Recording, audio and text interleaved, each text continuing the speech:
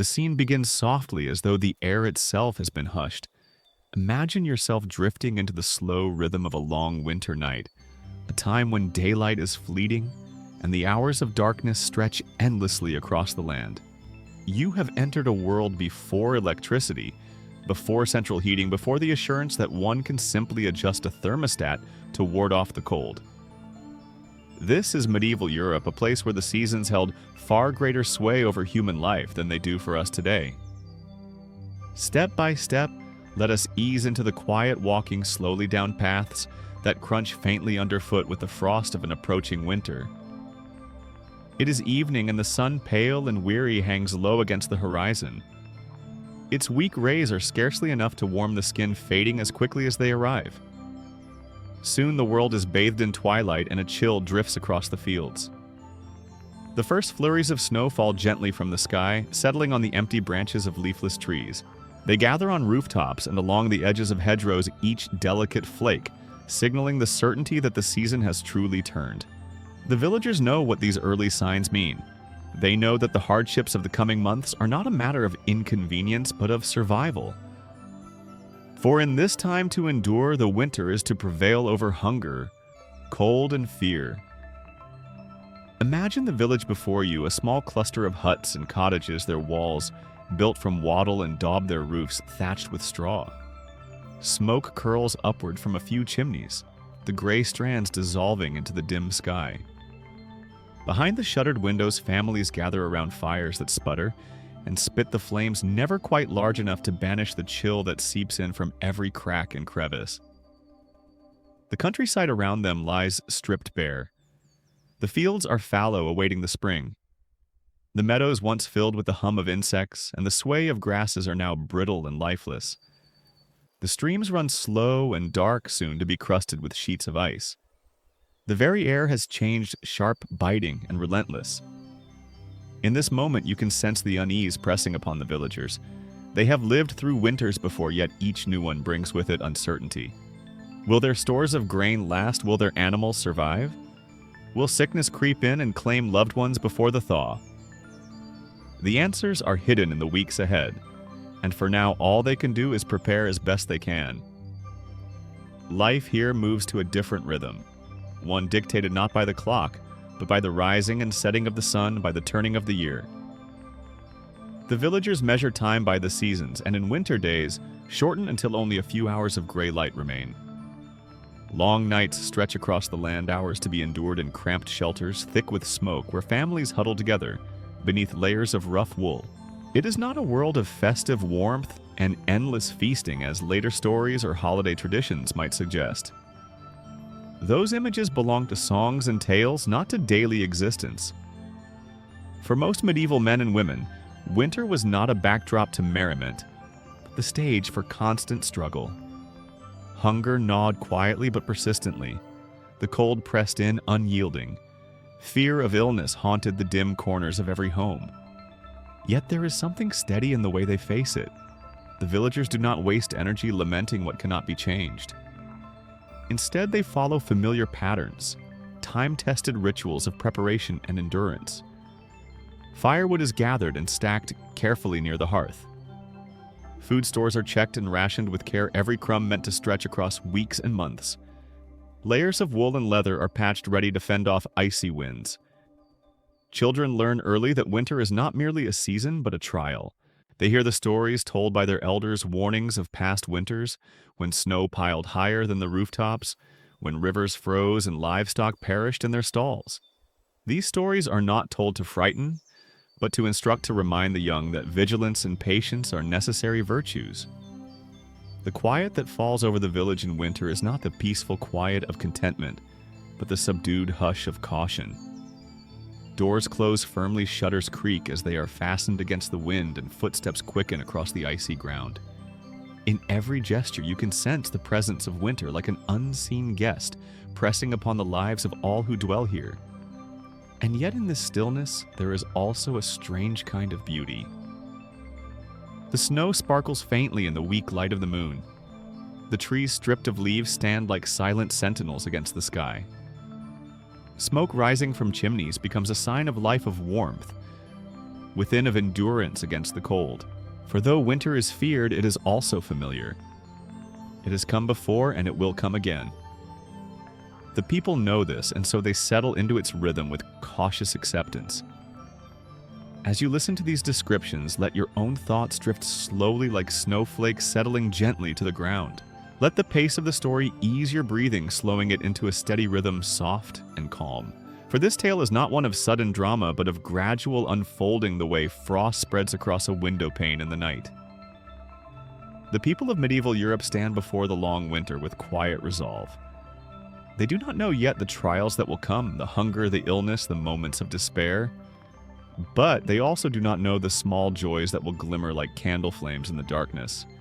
The warmth of community, the comfort of ritual, the promise of spring that never quite fades away. And so in this opening scene we join them. We feel the crunch of frozen earth beneath our feet, the sting of cold air against our skin. We step softly into the hushed village streets, past shuttered homes and fading fires, into a world where survival is uncertain, but resilience is certain. Winter has arrived, and with it begins the long story of endurance, a story that we will follow gently step by step through the nights ahead. Step further into the story, and you will find that winter was not always so cruel. In earlier centuries, the seasons followed a rhythm that was more predictable. Snow arrived as expected and receded in due time. Villagers grumbled at the cold but faced it with a certain steadiness, knowing that spring would follow in its usual course. Yet in the 14th century, something shifted. The climate itself seemed to turn against humanity. Scholars today call this long period the Little Ice Age, a span stretching from the 1300s into the 1800s. For the people living through it, however, there was no name. There was only the growing realization that winters were becoming longer, colder, and harsher than anyone could remember. Crops that once flourished began to falter. Animals that had endured ordinary frosts began to perish in the bitter chill. Picture the shock of a community that depended on the Earth's cycles, suddenly finding those cycles altered. A farmer planted his seed at the accustomed time, only to watch his fields drown in unexpected rains or wither under untimely frost. Families who had once planned carefully to stretch their grain through the winter found their stores empty before the snow had melted. Hunger became a more constant companion. The change did not happen all at once. It crept slowly year by year until people realized the pattern had shifted. Winters stretched further into the calendar. Summers, when they arrived, often failed to bring enough warmth to ripen crops. Even the wealthier classes began to notice that their orchards yielded fewer fruits, their vineyards less wine. The balance of nature had tipped, and human life tilted with it. The reasons for this climatic change remain uncertain even now. Some suggest volcanic eruptions filled the skies with dust dimming the sun. Others point to shifts in ocean currents or in the activity of the sun itself. To the medieval mind, however, such causes were hidden. They interpreted the cold through the lens of faith and fear. Many believed it was divine punishment, a sign of heaven's displeasure. Priests led prayers and processions begging God to turn his face of warmth back upon the earth. As the winters deepened, famine followed. Grain spoiled in damp weather. Harvests rotted before they could be gathered. Fields that had once yielded sustenance turned barren beneath relentless frosts. Livestock, too, suffered. Cows produced less milk. Sheep grew gaunt. Horses collapsed from weakness. The animals that survived did so only barely, their thin bodies providing little nourishment to the families who relied upon them. The weight of this transformation pressed upon every level of society. Peasants felt it most sharply, but even lords and kings discovered that their power could not command the seasons. A castle filled with hungry mouths was as vulnerable as a village cottage when the fields failed. Without grain, there was no bread. Without fodder, there was no livestock. Without warmth, there was only cold. The Little Ice Age also left its mark upon rivers and seas. In some winters, waters froze so solidly that markets were held upon them, an eerie blend of celebration and desperation. Skaters glided across frozen canals. Merchants set up stalls on ice that groaned under their weight. It was a spectacle that carried both marvel and menace, for while people laughed and lit fires on the ice, they did so in the shadow of hunger and death. Imagine how such a change reshaped daily life. Families accustomed to certain routines found those routines useless. The knowledge passed from father to son about when to sow seed or when to expect the thaw no longer held true. The wisdom of centuries seemed overturned. In its place was uncertainty, and with uncertainty came fear. But even in fear, people adjusted. They planted new varieties of grain that could endure shorter summers. They dug deeper cellars to store what food they had. They leaned more heavily on each other, creating webs of support that stretched across villages and towns. The Little Ice Age became a test not only of endurance but of adaptation. Through it all, faith played a central role.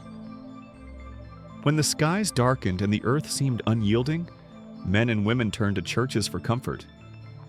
Candlelight glowed against stone walls as prayers for mercy rose like mist into the rafters. Festivals took on new weight, serving not only as moments of joy but as acts of defiance against the cold. Each feast was a declaration that life continued even under the harshest of skies. The memory of this climatic shift lingered across centuries. Songs and chronicles recorded tales of frozen rivers and ruined harvests, of desperate hunger and sudden death. But they also recorded endurance. The people of medieval Europe endured not one harsh winter, but centuries of them, each generation born into a world where cold pressed harder and food ran scarcer. And yet they survived. They taught their children to measure carefully, to waste nothing, to cherish community. They wove resilience into their very way of life. Though the Little Ice Age brought hardship on a scale rarely known before, it also forged a spirit of tenacity that would echo through history. So, as the frost spread further each year, as the winds cut sharper, and the days grew dimmer, the people held on. They may not have understood why the world had changed, but they knew one unshakable truth: to endure was to live. And so they endured. The story of medieval and early modern winters is filled with countless hardships, but few are remembered as vividly as the winter of 1709. Known across Europe as the Great Frost, it was one of the coldest seasons in recorded history. Even today, centuries later, its memory lingers as a symbol of nature's merciless power. Imagine the scene. The year turns and the familiar chill of January sweeps across the land. At first, people expect the same hardships they had always endured. Yet soon it becomes clear that this winter is unlike any other. The temperatures fall lower than memory recalls, plunging villages and cities alike into icy stillness. Across the continent, rivers and lakes freeze into solid expanses of glittering white. In London, the River Thames, usually a place of trade and constant movement, turns into something unrecognizable. The waters, normally rushing and restless, harden into ice so thick that it becomes a thoroughfare. Markets spring up upon its surface, stalls clustered together where boats once floated. Fires are lit directly on the frozen river, their flames flickering against the pale backdrop of snow. Musicians play, vendors sell food and drink, and families wander across the ice as though it were a fairground. The scene carries a strange kind of wonder. To see the Thames, that vital artery of the city, transformed into a highway of ice is a marvel few can forget. Children laugh and play where fishermen once cast their nets.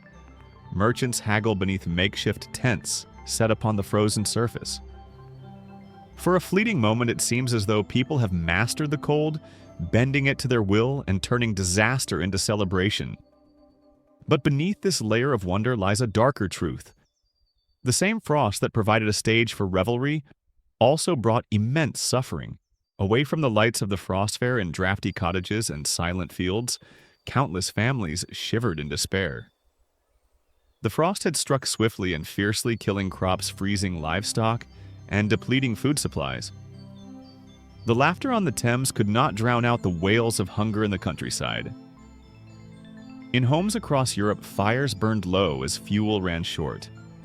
Wood that might have lasted weeks was consumed in days, the flames struggling against the relentless chill. Families huddled together, wrapped in furs and coarse wool breath, visible in the frigid air. Yet for many, no amount of clothing or firewood was enough. People perished in their beds, unable to fight the icy grip that settled into their bones. The Great Frost claimed thousands of lives. In villages, entire families were found frozen, their modest huts turned into tombs. In cities, the poor collapsed in the streets, unable to find shelter or warmth. In the countryside, animals fell where they stood, their bodies stiffening in the snow. The frost touched every corner of life, sparing neither high nor low. Still in the midst of this bitter season, there were stories of resilience. Some found ways to adapt, gathering together in larger groups to conserve heat, sharing what food they had left, or carving out ice shelters to protect against the wind. For a few, the frost became not only a trial, but an unexpected opportunity. One such figure was Isaac Newton, a young scholar at the University of Cambridge. When the Great Frost made study at the university impossible, Newton returned to his family's farm. There, huddled by the fire, he was given the gift of time. Cut off from the usual distractions of daily life, he turned inward, pondering questions that had long intrigued him. In those cold, silent months, he began forming ideas that would later shape the world, the foundations of calculus, theories of optics, and insights into the laws of motion. It is a strange thought that in the midst of such deadly cold brilliance could bloom. But perhaps this is the paradox of winter. It strips life down to its essentials, removing comfort and distraction, leaving space for thought, for invention, for quiet discovery. For Newton, the Great Frost was not only a time of hardship, but of creation. The frost eventually loosened its grip. As the days lengthened, the ice upon the Thames began to crack and break apart, carrying with it the remnants of the makeshift markets. Slowly, the world thawed, but the memory of that winter did not melt away. It lingered in chronicles and songs in the minds of those who had endured it. For those who survived the Great Frost was a reminder of both vulnerability and resilience. It showed how fragile life could be in the face of nature's power, and yet it also revealed the enduring human spirit, the ability to adapt, to celebrate even in the harshest conditions, and to find light amid the cold.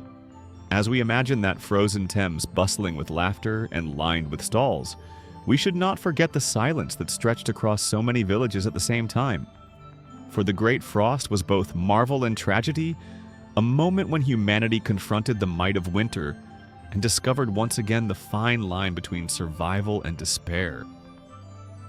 In the heart of that relentless frost, where so many lives flickered uncertainly against the weight of the cold, there was one young man whose story shows how even hardship can become the cradle of discovery. His name was Isaac Newton.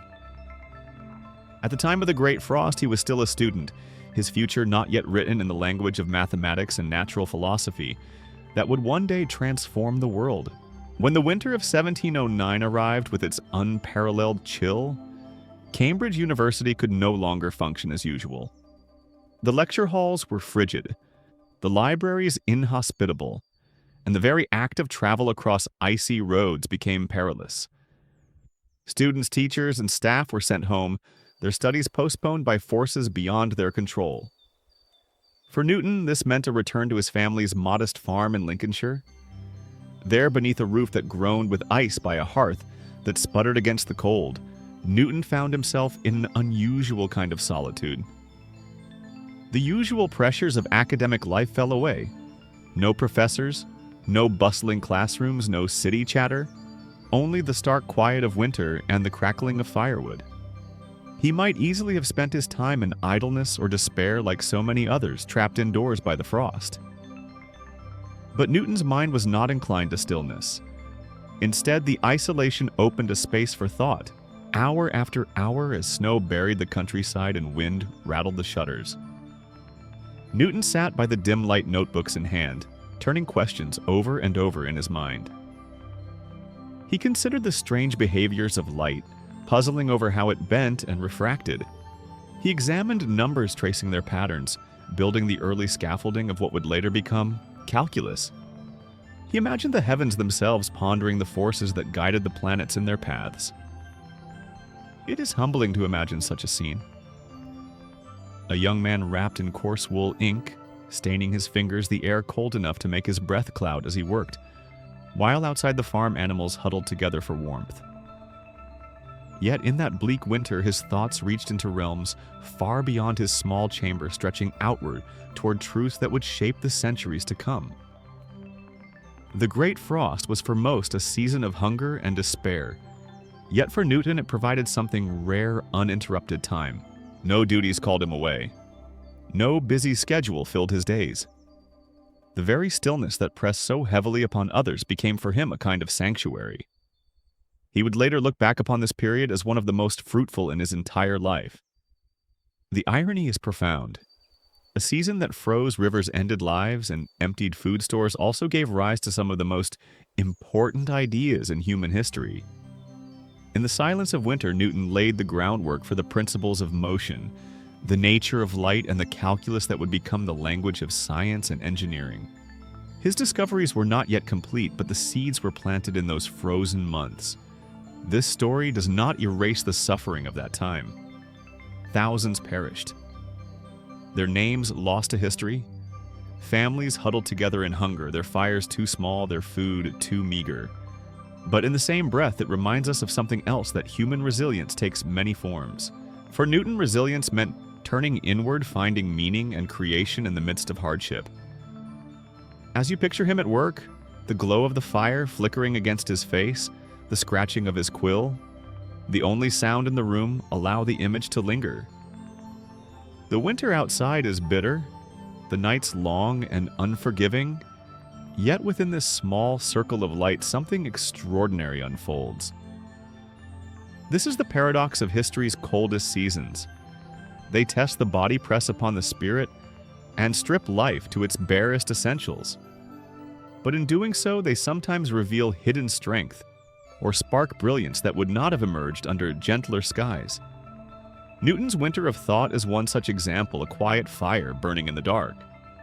And when spring finally broke the frost, when the rivers thawed and life began again, Newton emerged with notebooks filled with ideas that would one day alter the way humanity understood the universe.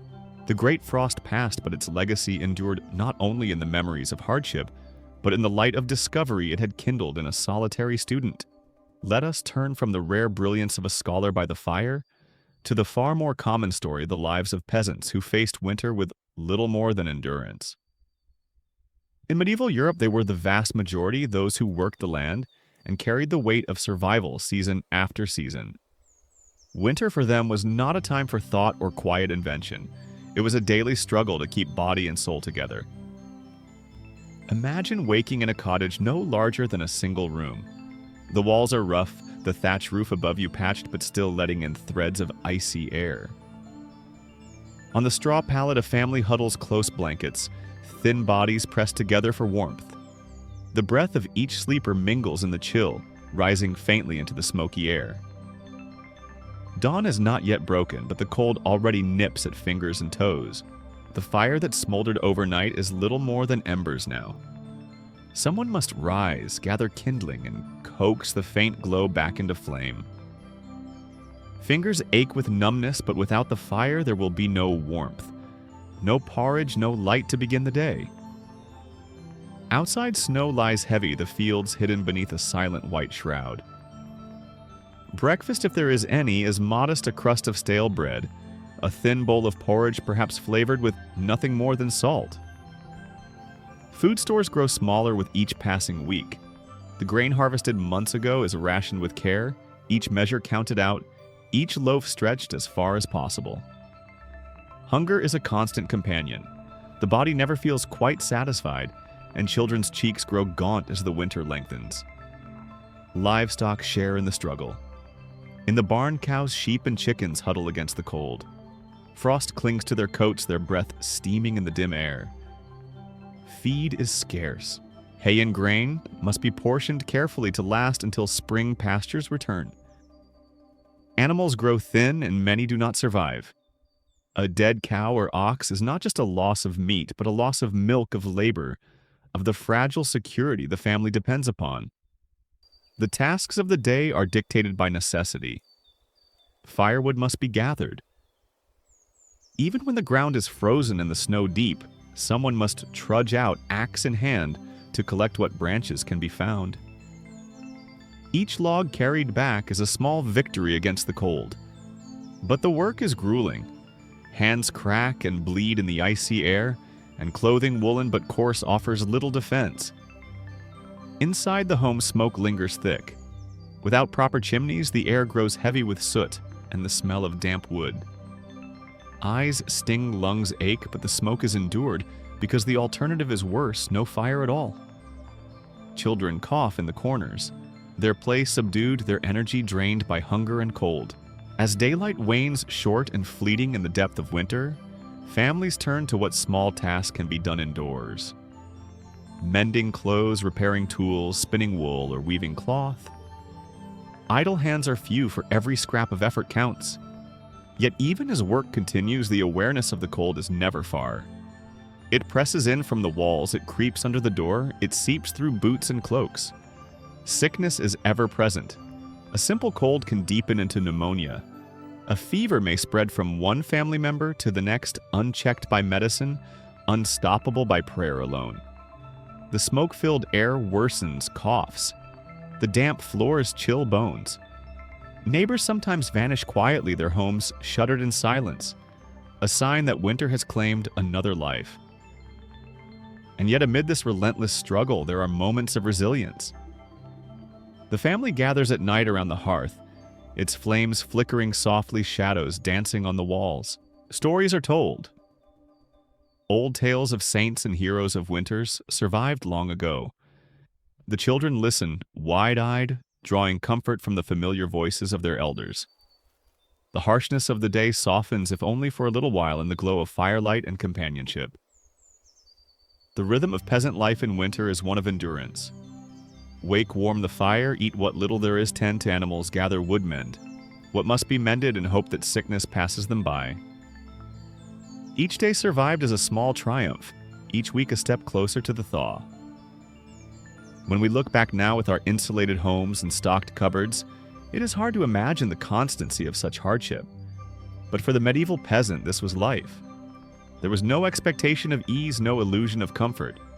Only the knowledge that winter must be borne as best as possible, and that spring, if it came soon enough, would bring relief. Thus they endured cold, hungry, weary, but unbroken. The strength of their survival was not in wealth or invention, but in persistence. It is a quiet story, yet a powerful one. For without their endurance, the very fabric of medieval society could not have held together. Step inside a peasant cottage on a midwinter evening, and you will find warmth, but also danger.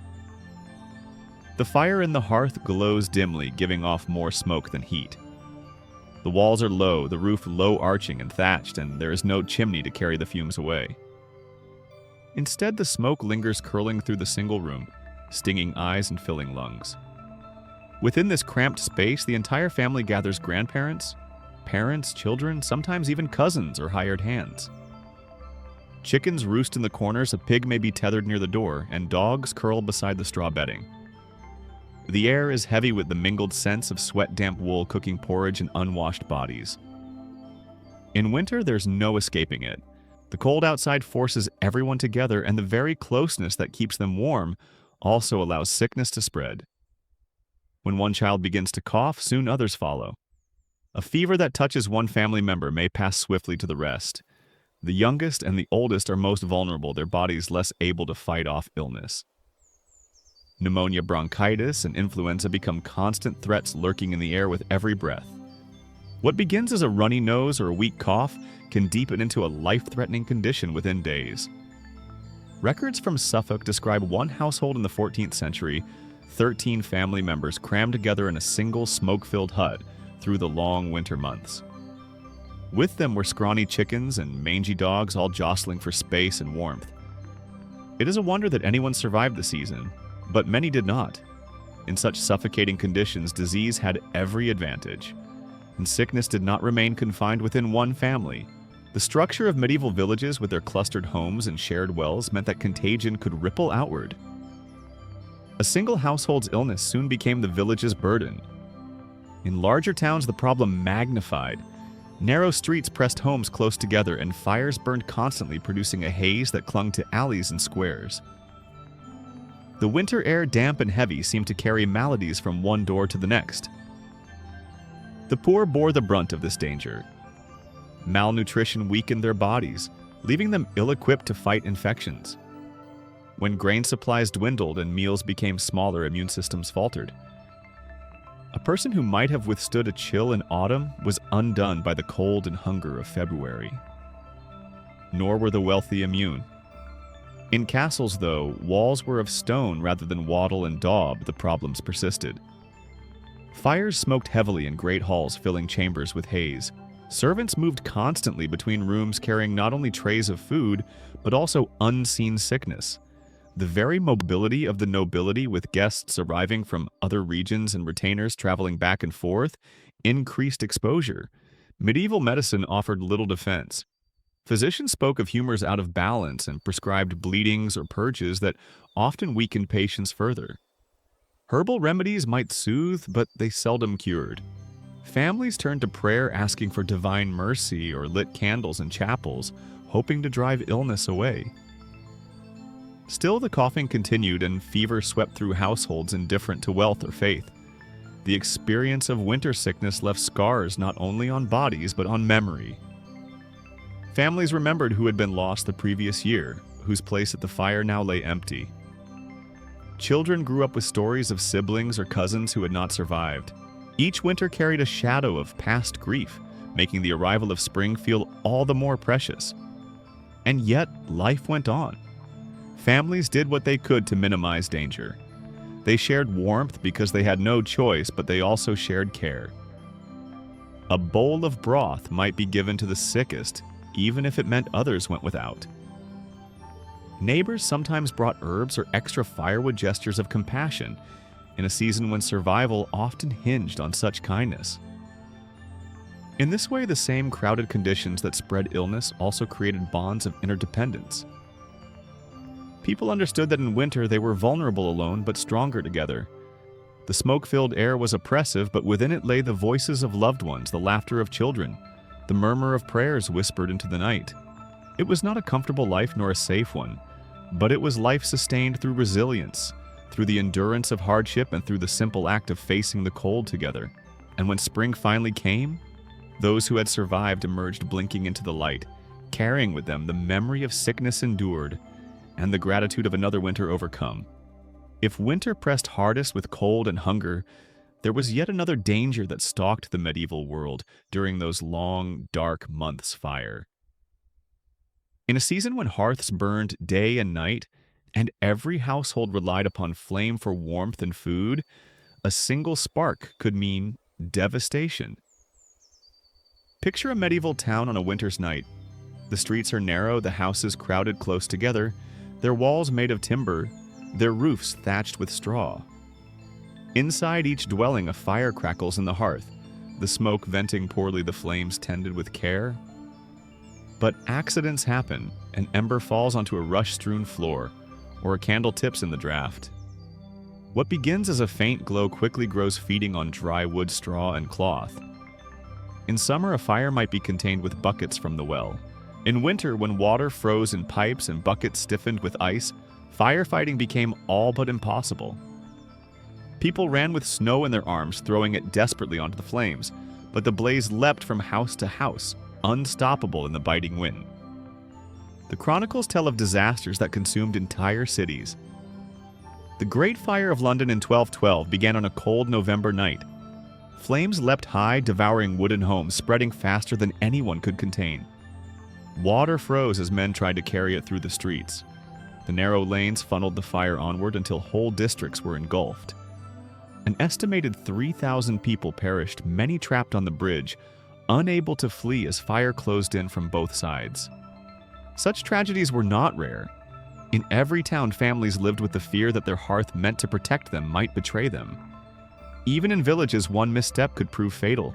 A cottage that caught fire in the night might take with it barns animals and neighboring homes before dawn. With little warning and few means to fight it, fire was as merciless as frost. In castles, the danger was no less real. Though walls were of stone, their roofs, floors, and furnishings were not. Tapestries, wooden beams, and straw mattresses all fed the flames. Servants hurried constantly, torches in hand, lighting corridors and chambers. Each flickering flame a necessity and a risk. Great halls required roaring hearths to keep out the cold, and those fires too sometimes grew beyond control. Winter winds only made the threat worse. A sudden gust could carry sparks from one roof to another, igniting half a street in minutes. Once a blaze took hold, the bitter weather offered little reprieve. Families fled into the snow with nothing but the clothes on their backs, watching helplessly as their homes vanished into smoke and ash. The aftermath was grim. Survivors already weary from hunger and cold now faced homelessness in the dead of winter. They crowded into barns, churches, or the homes of neighbors, sharing what little space and food could be spared. Entire communities bore the scars, rebuilding slowly, often with fewer hands than before. And yet, despite the danger, fire remained indispensable. It was the heart of the home, the source of warmth, light, and sustenance. Families could not abandon it no matter the risk, so they lived always at the edge of peril, careful with embers, watchful of sparks, but never able to escape the possibility that fire would take everything. The stories of medieval winters remind us that survival was not only about enduring cold, but also about navigating this double-edged relationship with fire. It gave life, but it could just as easily bring death. In the long nights of winter, people slept lightly, ears attuned to the crackle of flames, hearts heavy with both gratitude and fear. Thus, fire, like winter itself, was a force to be respected, a companion both necessary and dangerous. And in this balance between warmth and ruin, survival and destruction lay yet another test of medieval resilience. When the snow fell thick and the days grew short, medieval roads turned treacherous. What little safety the paths held in fair weather seemed to vanish beneath mud ice and blinding storms. Yet people still needed to move, merchants with their wares, pilgrims on their journeys, nobles traveling to court, and messengers carrying tidings between towns. Each step into the winter landscape was a step into uncertainty. Imagine the rutted road outside a village in January. In warmer months, it is a rough but passable track. Now it lies half hidden beneath snow, churned into mire by the hooves of oxen and the wheels of carts. Pools of icy water freeze and refreeze, leaving surfaces slick and deadly. Travelers push forward with heads bowed, the wind clawing at their cloaks, the cold seeping into their bones. Blizzards were especially feared. A sudden flurry could erase the path in minutes, leaving even the most experienced wanderer disoriented. In the fading light of winter afternoons, when dusk fell quickly, it was easy to stray from the road, to stumble into drifts or marshes never to be seen again. Some were found only when the spring thaw revealed their frozen forms, lying silent where exhaustion had overtaken them. One account speaks of Queen Isabella of England in 1311 traveling from Canterbury to London. As twilight deepened, her party lost its way. The roads, obscured by snow and darkness, vanished beneath their feet. Horses stumbled. Servants wept with fatigue. Isabella herself, heavy with child, cried out in despair as the hours dragged on and the cold closed in. By fortune, they found shelter in the early morning. But the memory of that night haunted her companions, a reminder that not even royalty could command the winter road. For working animals, the burden was no less. Horses, oxen, and mules strained under loads, their breath steaming in the frigid air. Frostbite gnawed at hooves. Ice cracked harnesses. Carts splintered as wheels froze fast. When beasts collapsed, families faced ruin, for without them, firewood could not be hauled, grain could not be brought to market, and supplies could not be carried to town. Merchants dreaded these journeys. The loss of goods was not uncommon. Barrels of ale spilling into the snow sacks of grain, spoiled by sleet fabrics, ruined by damp. Worse still was the risk of bandits who knew the hardships of winter made travelers slower and weaker.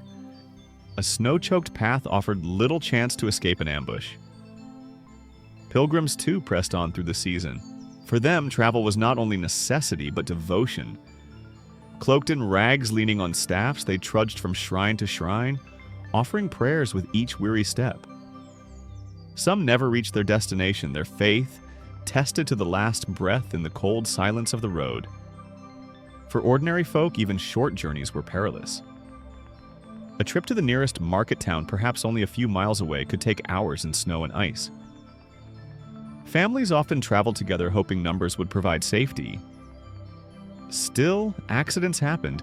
Carts overturned, rivers broke their icy crust, or Children wandered from the group and were lost in the storm. The dangers of travel in winter were known to all, yet life demanded risk.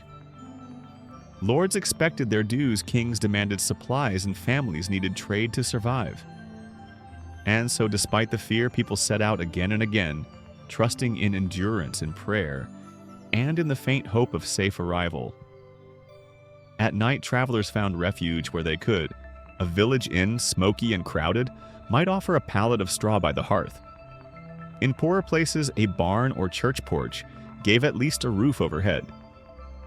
Those less fortunate wrapped themselves in cloaks and huddled against hedges or walls, praying for dawn.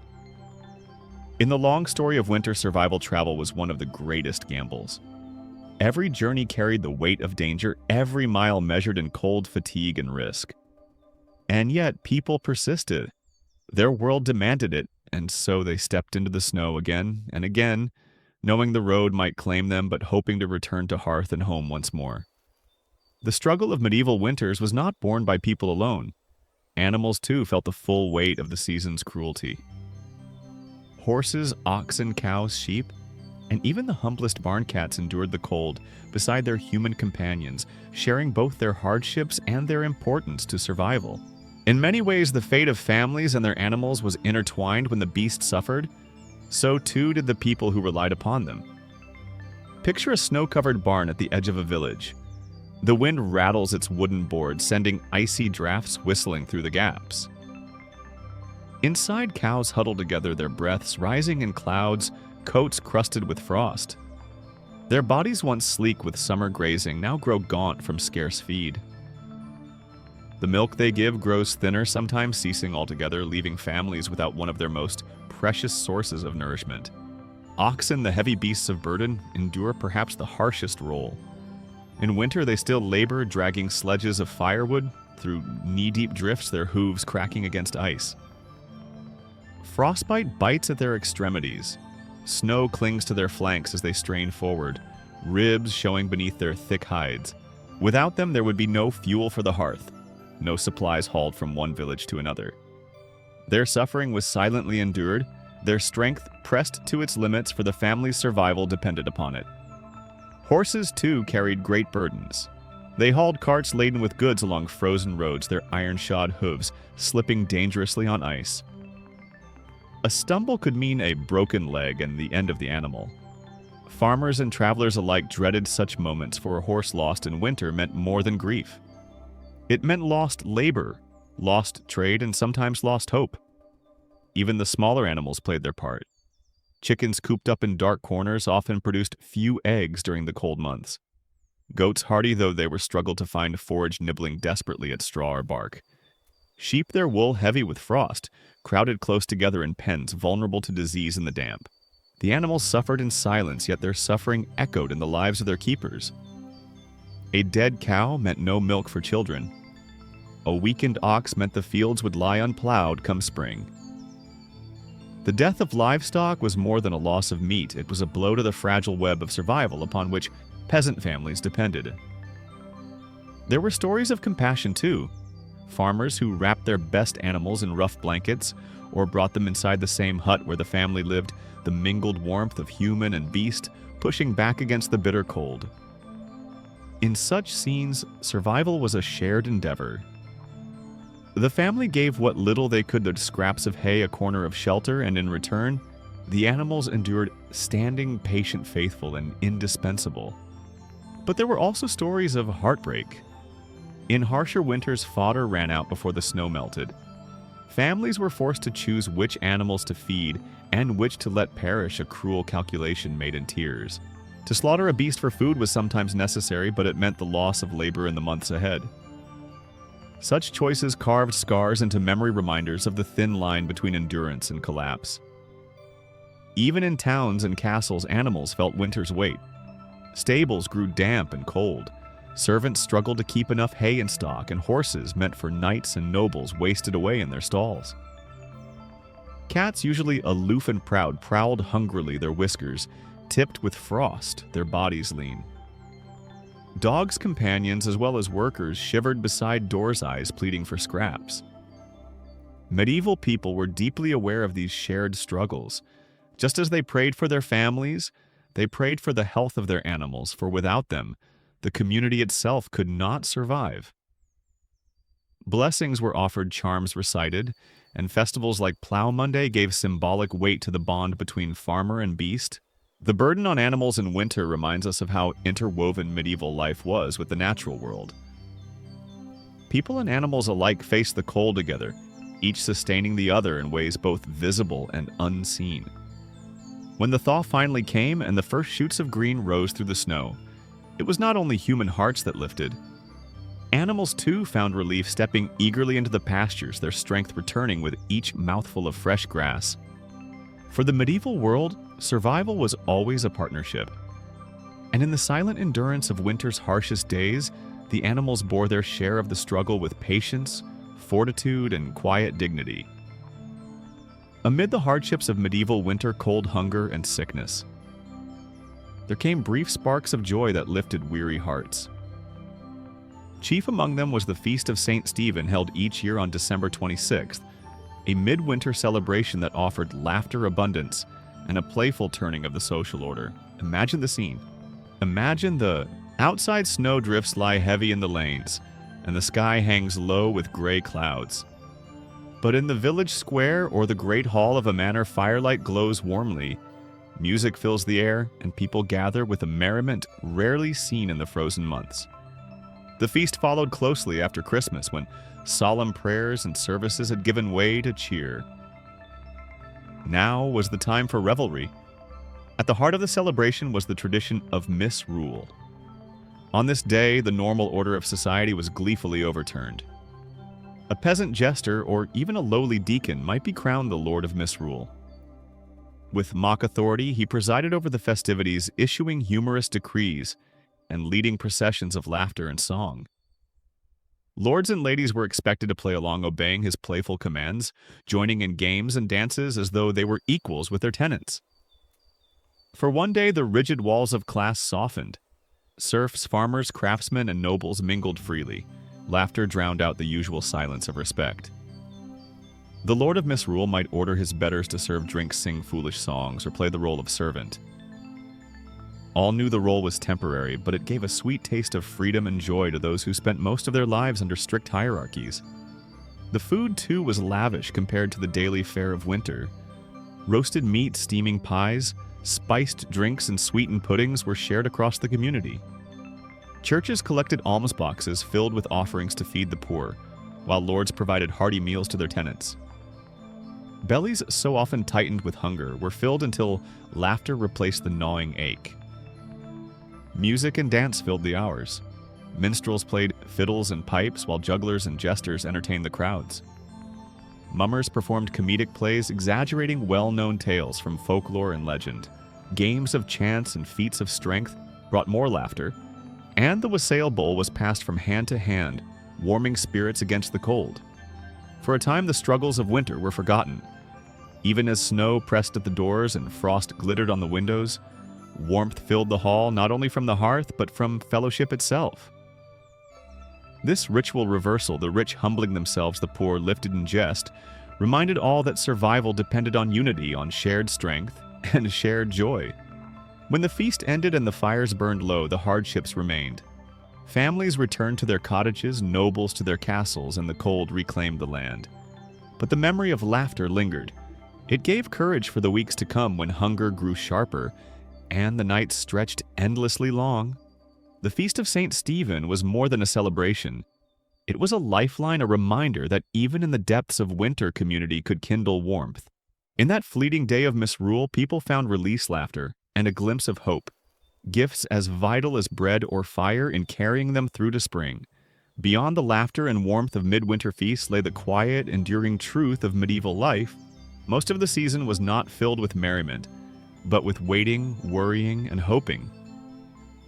For peasants and nobles alike, survival through winter depended not only on stores of food and fuel, but on the strength of spirit to endure the cold months. Picture a village blanketed in snow. The smoke from chimneys rises slowly into a heavy sky while fields lie barren under their white shroud. Inside cottages, families huddle close around fading fires. Each morning begins with a reckoning: how much food remains, how many logs are left, how many days until the first signs of spring. The answers are often grim. Hope became the invisible shield against despair. Families prayed for the sick to recover, for children to outlast their fevers, for livestock to survive another night in the cold barns. A cough that lingered too long was cause for whispered prayers to saints. A loaf of bread stretched thinner than expected brought murmured gratitude. Every small reprieve was seen as a blessing, every loss as a test of endurance. The church played a central role in sustaining this hope. Candles flickered before icons of saints, their light seen as a defense against both darkness and death. Alms were given in faith that generosity would invite divine favor. In the hushed stillness of winter chapels, where frost clung to stone walls and breaths clouded in the cold air, voices rose together in hymns of petition. Each note was a plea: let us endure, let us see the spring. But prayer was not only formal. Around hearths, families whispered their own devotions, reciting psalms or simply speaking hopes aloud.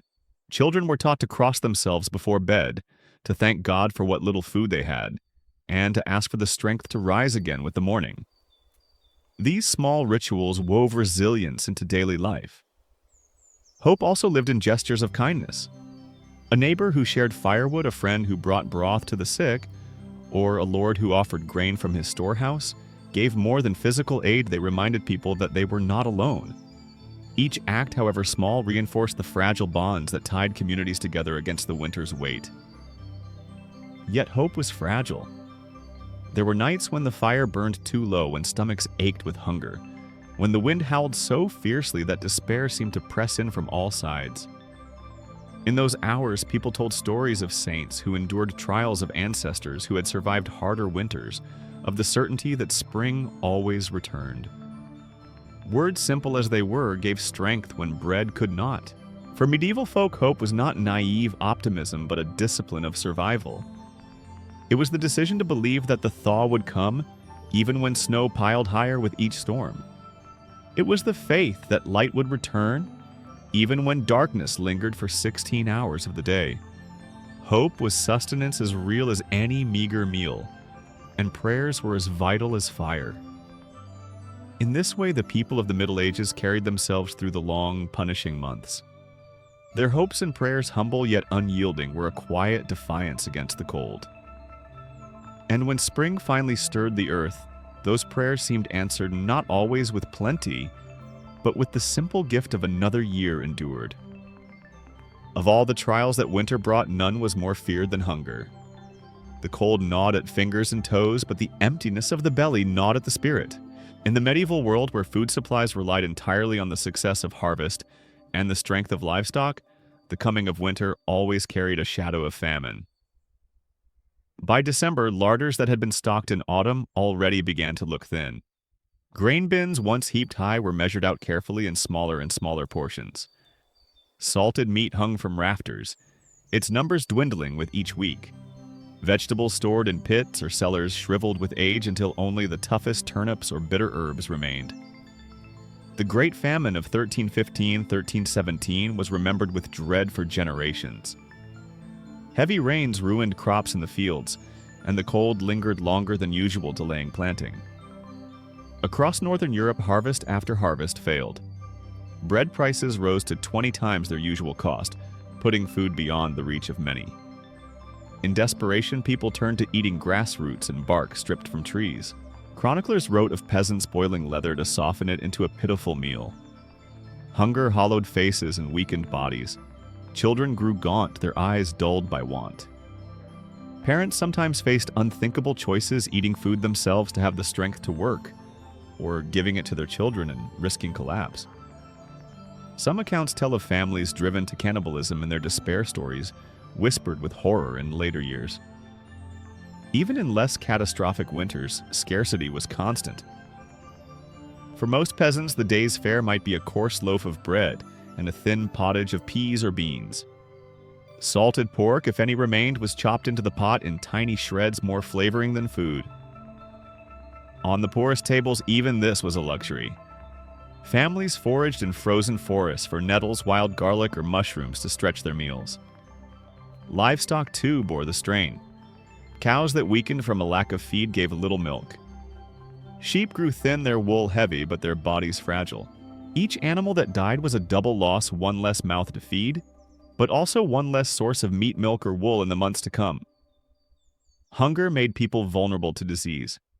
Malnutrition weakened the immune system, so that colds and fevers that might otherwise pass became life-threatening. A cough could deepen into pneumonia. A fever could burn unchecked. In this way, famine and sickness often walked hand in hand, each feeding the other's toll. The wealthy fared better, but were not immune.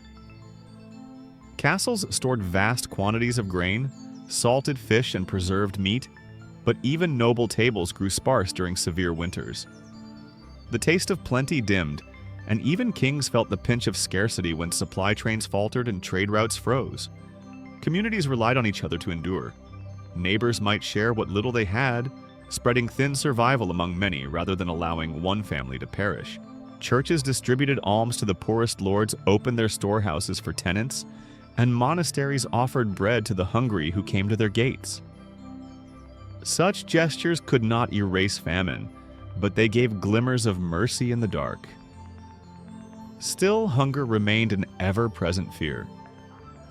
Every winter brought uncertainty: would the stores last? Would the spring planting succeed? Would the family see another harvest? Each meal consumed brought both relief and anxiety, for it left one less meal in reserve. And yet, people endured. Hunger did not break them, though it bent them low. They clung to scraps of food, to scraps of hope, trusting that spring would come and the earth would yield again. In their survival, year after year lay a testament to resilience, the ability to face famine's shadow and walk forward, however haltingly, into the promise of renewal. If hunger was the constant shadow of winter, disease was its ruthless companion. In the medieval world, the cold months bred sickness with frightening ease. Crowded homes, smoky air, and weakened bodies created the perfect conditions for illness to spread, and medicine had little to offer in defense. Picture a peasant hovel in January. The single-room dwelling is packed tight. Parents, children, grandparents, and sometimes even neighbors huddled together for warmth. Chickens cluck in one corner, a goat bleats softly in another, all sharing the same fetid air. The hearth smolders, filling the space with thick smoke. Into this heavy air comes the sound of a cough, first from one child, then another, until the sound echoes through the hut. Respiratory illnesses were among the most common killers. A simple cold could quickly become pneumonia, the lungs filling with fluid until breathing grew desperate and shallow. Influenza, when it swept through villages, cut down young and old alike. One winter in 1557, a virulent strain raged across Europe, taking thousands of lives. In Paris alone, over 10,000 perished. Bronchitis, fevers, and fluxes spread easily in the damp. Families with poor diets and little fuel grew weaker, their bodies unable to fight. The very act of huddling together for survival, sharing warmth, made contagion inevitable. A single sick member meant the entire household would soon suffer. Even royalty was not spared. In drafty castles where fires smoked and servants moved constantly between rooms, illness spread swiftly. Records speak of queens and princesses who perished of fevers in their bedchambers, despite being swaddled in furs and attended by physicians. The wealthy had more food and more comfort, but no immunity to disease. Physicians of the time could do little. The theory of humors guided their practice, and treatments often worsened conditions. Patients were bled purged with laxatives, or fed strange concoctions of herbs and powders. Sometimes these measures exhausted already frail bodies. Families often turned instead to prayer, to relics of saints, or to charms, said to ward off sickness. Some illnesses struck hardest at the most vulnerable infants, the elderly and expectant mothers. Many newborns did not survive their first winter, their tiny bodies unable to withstand the cold and fever. Mothers weakened by childbirth often succumbed to infections that spread unchecked in unsanitary chambers. The elderly, joints aching in the damp, struggled to rise from their beds when sickness took hold. The Black Death of the 14th century revealed how devastating disease could become in winter's grip. Malnourished and crowded together, Europe's population had little defense. Letters from survivors describe streets silent and houses shuddered with wails of grief, echoing where entire families had been lost. The plague was not confined to winter, but the conditions of the season hastened its spread and deepened its toll. Yet amid the suffering, resilience endured. Neighbors nursed one another when they could, monks tended to the sick in drafty infirmaries, and families whispered prayers over the fevered. The church bells that tolled for the dead also tolled for hope that the sick might recover, that the spring might bring healing.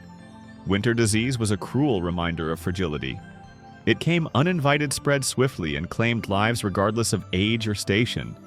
But it also revealed the strength of human bonds, the instinct to care even when hope seemed slim. In every act of tending, in every prayer uttered beside a sickbed, medieval people found ways to resist despair. And when the thaw came and illness receded, those who survived carried with them the memory of lives lost and the relief of having endured yet another winter's trial. Among all the specters that haunted medieval winters, none loomed larger than famine. Of the many food shortages that plagued the Middle Ages, one stands out with chilling clarity: the Great Famine of 1315 to 1317. It was not a single bad harvest, but a cascade of failures that pushed much of Europe to the brink of ruin. It began with the weather. In the spring of 1315, heavy rains poured across northern Europe. The earth, sodden and waterlogged, could not be worked. Seedlings rotted in the fields. Crops that had sustained generations withered before they could sprout. As the rains dragged on into summer and autumn, planting was delayed and what little survived was stunted. The cold crept in early that year, cutting short what little harvest remained. By winter, storehouses that should have been full stood half empty. Families rationed grain, thinning loaves of bread with husks or ground bark to make them last. Livestock weakened for want of fodder. Milk grew scarce, eggs were few, and even salted meat dwindled before the snow had melted. The following year brought no reprieve. Again the rains fell, and again crops failed. What grain did grow was so scarce that prices soared to nearly 20 times their normal cost. A loaf of bread that once fed a family was now beyond reach for most. Hunger gnawed at bellies, and desperation drove people to extremes. Chroniclers tell of peasants eating grass and weeds of roots torn from the frozen ground of bark, scraped from trees and boiled into bitter broth. There are darker tales still of families forced into cannibalism, of bodies stolen from graves in the night.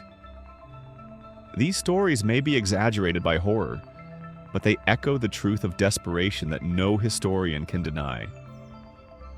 The famine's toll was staggering. In towns like Ypres and Bruges, as much as a quarter of the population perished. Entire villages emptied their people dead or fled in search of food. Children died in their mothers' arms. Old men and women wasted away quietly by their hearths. Even the strong fell their strength, consumed by want. Desperation bred crime. Starving men stole bread from markets only to be punished harshly by courts already overwhelmed. One chronicle from St. Mary's Abbey recounts a starving pregnant woman who stole a single loaf. She was caught, tried, and hanged. As she died, her unborn child was born lifeless before the eyes of the crowd. It was a moment that captured both the cruelty of hunger and the cruelty of justice in desperate times. The famine finally began to ease in 1318 when the weather turned more favorable and fields once again yielded crops. Yet its memory lingered for generations. Those who survived carried scars both physical and spiritual. The hollowness of hunger, the grief of lost family, the fear that it might all happen again. The Great Famine revealed how fragile medieval life was, how dependent on the mercy of the seasons. It also revealed resilience. Communities shared what little they had. Monasteries opened their doors to feed the poor, and families, despite their suffering, endured. They clung to faith and to each other, surviving until the earth once again gave its bounty. To this day, the famine stands as a reminder of the precarious balance of life in the Middle Ages. A few seasons of bad weather could topple kingdoms, silence towns, and reduce the proudest lords and humblest peasants alike to the same desperate prayers for survival. If famine was a terror of the body, the Black Death was a terror of the soul. No season revealed its horrors more starkly than winter, when hunger and cold had already weakened entire communities. Between 1348 and 1349, plague swept across Europe, claiming between 30 and 60% of the population. In the depths of winter, its toll was magnified by the very conditions that forced people together. Picture a medieval town in January. The streets are hushed not by snow alone, but by fear. Houses are shuttered, doors barred. Smoke rises weakly from chimneys, yet few dare to leave their homes. In those cramped spaces, families huddle against the cold and against each other. It is in this closeness that the plague spreads most swiftly. A cough in one corner becomes a household's doom. Letters from survivors describe the devastation. In Pistoia, Italy, a man named Sir Luca wrote to his brother Franceschino, "I am sick at heart, and can barely bring myself to write, for things here go from bad to worse. Many are dead, and many more are dying. Shops are closed, taverns deserted. One passes down streets without meeting a soul. Wails of grief echo from houses where death has struck. The stench of rot rises from mass graves. I fear our city may soon be empty of life entirely." Such accounts capture the silence of abandonment, broken only by cries of mourning. In many places, entire households perished within days. With so many dying, there were too few to bury the dead. Bodies lay in frozen ground, hastily covered with snow or earth, when graves could not be dug deep enough in the frost. The weak and malnourished suffered most. Hunger had already stripped away defenses. Illness found easy purchase. Winter worsened every symptom. Fevers burned, hotter and damp huts coughs, rattled deeper in smoky air, and the cold itself weakened lungs. Families already on the edge of survival found themselves struck by plague without the strength to resist. Desperation gave rise to harsh measures. The sick were expelled from homes to die in the snow, abandoned not out of cruelty but from terror of contagion. Monks and nuns devoted to caring for the ill often succumbed themselves, leaving monasteries silent and empty. Cities passed ordinances forbidding gatherings, closing markets and ordering prayers, but little could halt the tide. The psychological toll was immense. Winter nights seemed endless, haunted by the tolling of bells for the dead. Survivors whispered of divine punishment, of sins too great to escape. Some sought comfort in prayer, others in reckless revelry, believing death would find them regardless. And yet, even amid despair, there were glimmers of humanity. Neighbors risked their lives to bring food to the afflicted. Priests administered last rites in the cold, their breath clouding as they whispered words of comfort. Families huddled together, holding one another close, even as sickness spread. These small acts of courage stood as defiance against the overwhelming darkness. The Black Death forever altered the medieval world, but its winter chapters were the grimmest. The combination of hunger, cold, and contagion created a crucible of suffering unlike any other. Entire villages vanished. Cities shrank. Fields lay unworked as laborers perished. Yet, as with every winter, spring eventually returned. Survivors emerged from their houses into streets quiet and empty but alive. The memory of winter's horror never left them, shaping their faith, their communities, and their sense of life's fragility. For them, each thaw was not just a change of season, it was a reminder that even after the darkest plague, the world could still endure. Of all who faced the brutal winters of the Middle Ages, mothers and children were the most vulnerable. Their frail bodies bore the worst weight of hunger, sickness, and cold. In an age without modern medicine, without safe shelter or steady supplies of food, winter was often the cruelest season of all for them. Infants born in winter began life at a disadvantage. The bitter chill seeped into the walls of cottages and castles alike, making warmth hard to come by. Fires were small fuel scarce and blankets thin. Many babies never survived their first nights, their breath stilled before they had truly begun. It is estimated that in some medieval communities, 20 to 30% of infants died within their first year, many during the harshest months. Mothers faced dangers of their own. Pregnancy and childbirth were perilous at any time, but in winter the risks multiplied. Poor diets left women weakened their bodies, deprived of vital nutrients. Cold, damp chambers bred infection. Midwives did what they could, but their remedies were simple, their knowledge limited. A fever after childbirth often meant death, and in those days no physician could halt it. There are sorrowful tales of noble women who perished despite every comfort. Lady Isabel, heavily pregnant during a fierce cold snap, was said to have fallen ill after a servant brought her a simple drink while coughing.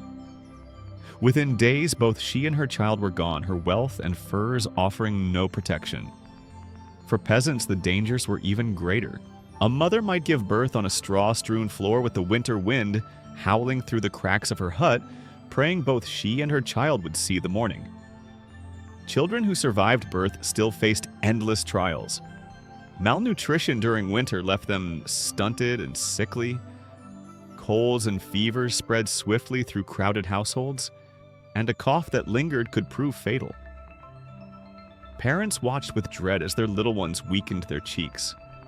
Hollow, their cries faint. Medicine could do little. Herbs, charms, and prayers were their only hope. One chilling custom speaks to the reality of loss. Some families tied a black ribbon called bone lace around the wrist of a gravely ill infant. If the child died, the ribbon would later be used to fasten the burial shroud. It was a small preparation, a sign of resignation to the harshness of winter's toll. The sorrow of losing children was not confined to the poor. Even kings wept at such losses. Chronicles tell of monarchs grieving deeply when their heirs perished in infancy.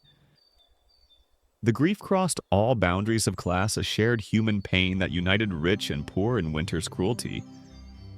And yet, amid the grief, there were stories of endurance.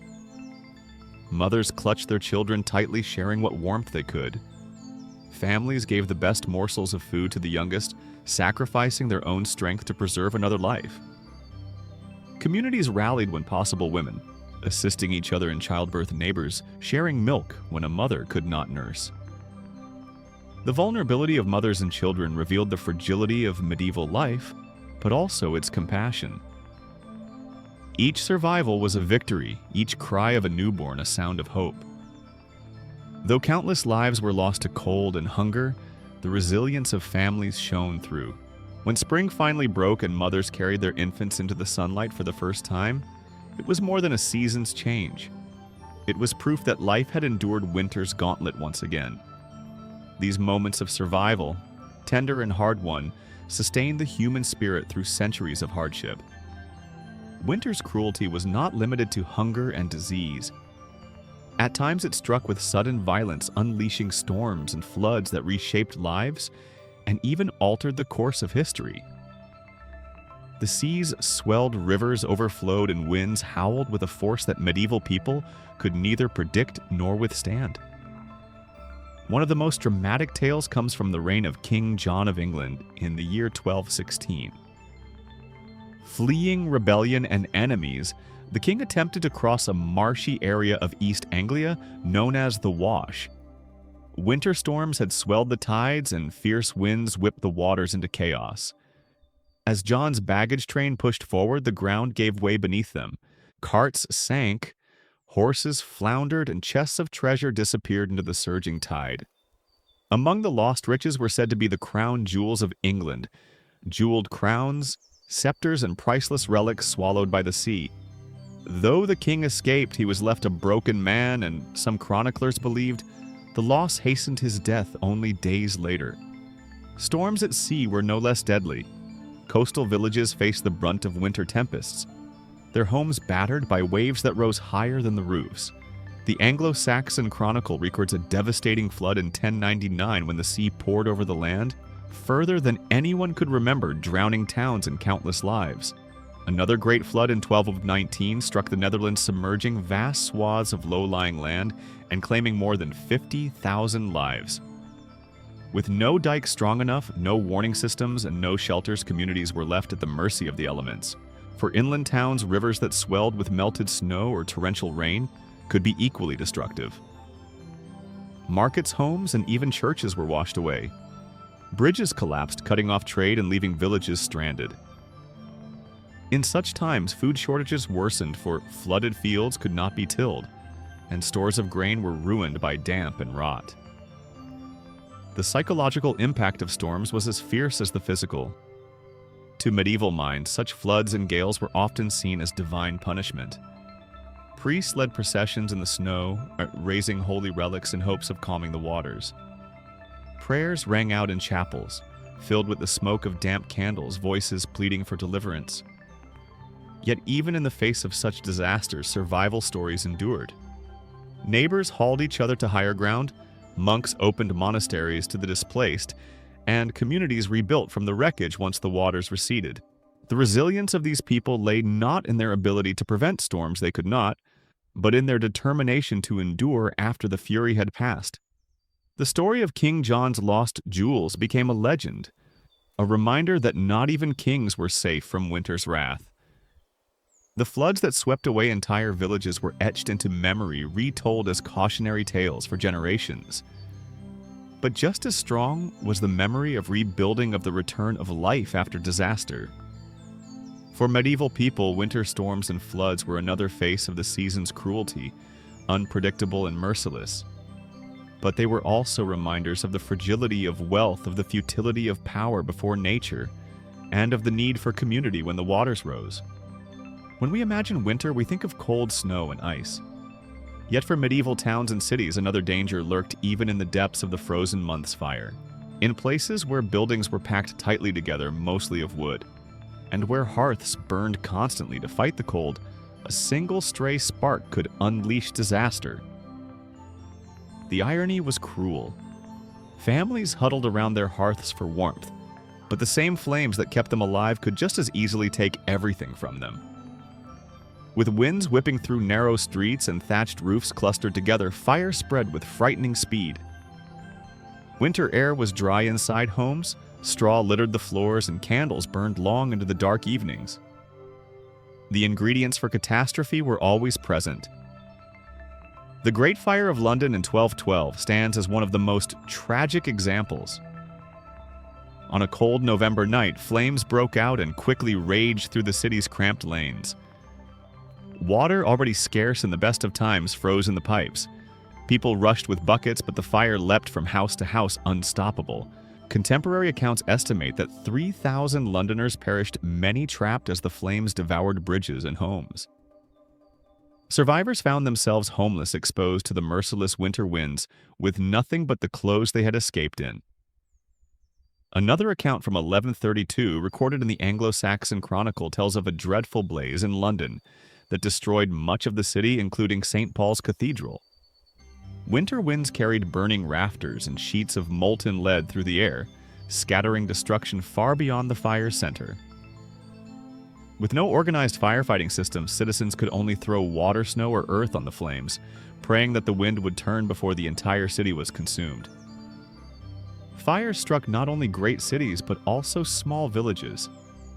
A knocked-over rushlight, a spark from a hearth, or a candle left unattended could engulf a thatched roof cottage in moments. In tightly packed communities, one burning home often meant the loss of many. For families already weakened by hunger and cold, the destruction of their shelter in winter was almost always fatal. The devastation of fire was compounded by the season. In summer, survivors might rebuild with timber or seek refuge outdoors.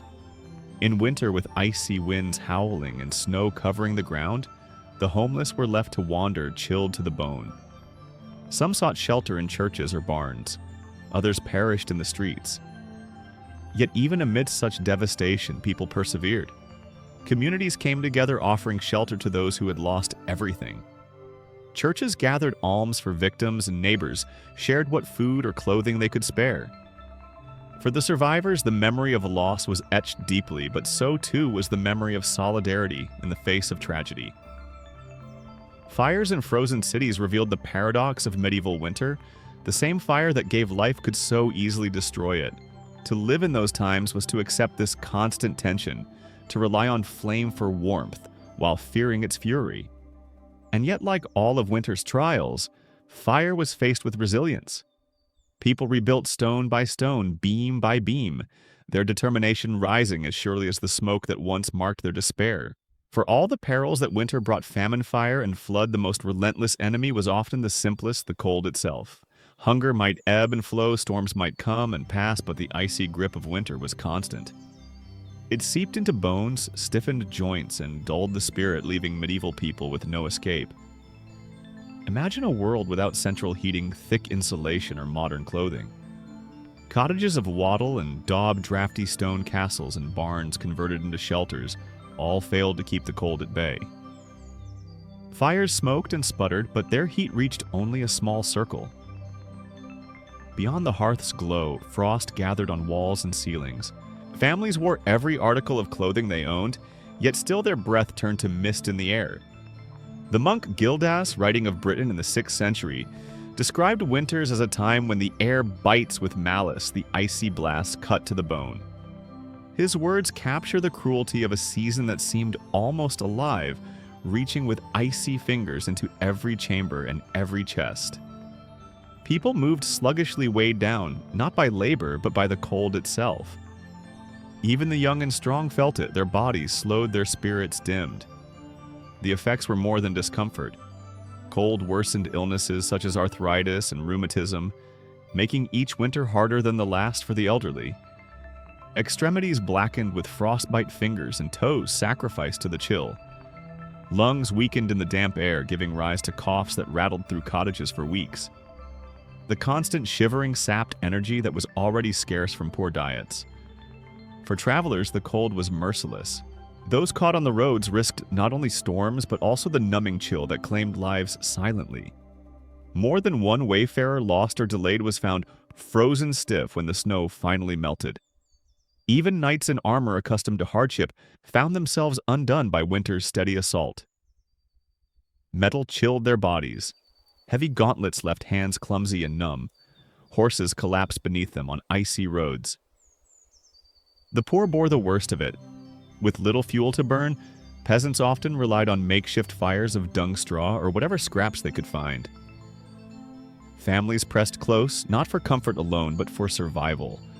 Their shared body heat, the only true defense against the dark. Children cried from the cold, their mothers rocking them as tears froze on their cheeks. The night seemed endless when every exhalation was visible and every breath carried pain. Even the wealthy could not entirely escape. Castles might store endless firewood and furs, but the sheer size of their stone halls made warmth elusive. Queens and kings wrapped themselves in layers, yet still complained of cold that seeped through floors and walls. Some chronicles tell of nobles burning furniture just to feel a moment's relief. The psychological toll of the cold was heavy. Darkness stretched for long hours, leaving little time for outdoor work or cheer. People whispered that the sun itself had abandoned them. Despair could settle as thickly as frost, the weight of endless gray skies pressing on the spirit. What modern people might call seasonal depression was then seen as a spiritual trial, endured with prayer and patience. And yet people endured. They endured by layering rags, by huddling together, by clinging to fires that barely warmed. They endured by telling stories in the dark, reminding one another that winter always gave way to spring. The cold was cruel, yes, but it was also a teacher of resilience, a relentless adversary that demanded fortitude. For medieval folk to survive winter's cold was more than survival, it was triumph. Each thaw, each return of green was proof that they had endured another battle with nature itself. And so, the cold, merciless though it was, shaped not only their hardships but their strength. In the medieval world, the passage of time was not measured by the conveniences of clocks or calendars as we know them today. Instead, life was marked by the rhythms of the seasons. Above all, it was counted in winters survived. To endure each long, harsh season was itself an achievement, and to see spring again was proof of resilience. When families spoke of age, they often did so in terms of winters. To say a man had lived through 60 winters was to recognize not just his years, but his endurance. Each winter brought threats of hunger, illness, fire, and cold, and each one endured, added to the measure of a life well lived. Surviving the season became almost a badge of honor. especially for the elderly whose frail bodies had weathered decades of icy trials. The language of the time reflects this mindset. Chronicles note the hard winter of a particular year, measuring events by their severity. A famine might be remembered as the second winter of hunger, a flood as the winter of great waters. For peasants who often had little literacy, winters themselves became the markers by which stories and family histories were told. The relentless cold pressed this sense of survival into every heart. Each December, as days shortened and nights lengthened, people prepared themselves not only for the season, but for the possibility that it might be their last. Parents worried whether their children would see another spring. The elderly, huddled by smoky fires, wondered if their strength would hold out. In many ways, winter became a metaphor for life itself. The hardships of the season mirrored the hardships of existence, and the return of spring symbolized renewal. Medieval poems and religious texts often drew on this imagery, comparing the trials of the faithful to the endurance of winter's cold and salvation to the joy of spring's return. Communities held fast to hope by counting the winters that had passed. "We survived last winter," they would say, "and we will survive this one too." Such phrases became small anchors against despair, reminders that endurance was possible. Even when food was scarce and disease lingered, memory of past survival gave courage to press forward. The psychological weight of winter was profound. With so much time spent indoors, the dark months felt longer than any other season. Stories and songs filled the silence, often recalling the struggles of winters past. A grandmother might recount how she once boiled bark to feed her children, or how a neighbor shared the last of his grain during a famine. These tales were not only memory, but teaching lessons and fortitude for the young. In monasteries and castles alike, the keeping of records also reflected this habit. Chroniclers dated disasters, famines, and plagues by the winters in which they occurred. A long, bitter winter might be remembered for centuries, its hardships shaping both collective memory and written history. For medieval people, time itself was inseparable from survival. To count one's life in winters was to recognize the season as the greatest test of human strength. The measure of a person was not merely in years lived, but in the cold. Endured, the hunger resisted, and the hope sustained through darkness. And so, with each spring thaw, people looked back with relief, adding another winter to their tally. Each counted season was proof of endurance, a reminder of resilience, and a quiet victory against the unyielding cold. Though the winters of the Middle Ages were marked by hunger, sickness, and cold, they were also seasons that revealed the resilience of the human spirit. To live through such trials was not only a matter of survival, but a testament to endurance, compassion, and the will to hold on to hope even in the darkest months. When food grew scarce, neighbors often turned to one another. Chronicles tell of families who shared their last scraps of grain or firewood with those worse off. In small villages, the bonds of community became lifelines. A pot of soup passed from one cottage to the next, or an armful of logs left at the door of a widow, could mean the difference between despair and endurance. These gestures, humble though they were, kept the fabric of society intact against winter's tearing strain. The church, too, offered support. Monasteries became places of refuge where the poor could find a straw pallet and a piece of bread. Monks and nuns saw their duty as imitating the compassion of Christ, and many perished themselves while tending to the sick and starving. In times when charity was not optional but essential, faith and resilience were deeply entwined. Families found ways to nurture hope inside their homes. Parents told stories by the fire, legends of heroes, saints, and ancestors who had endured trials greater still. These tales were more than entertainment.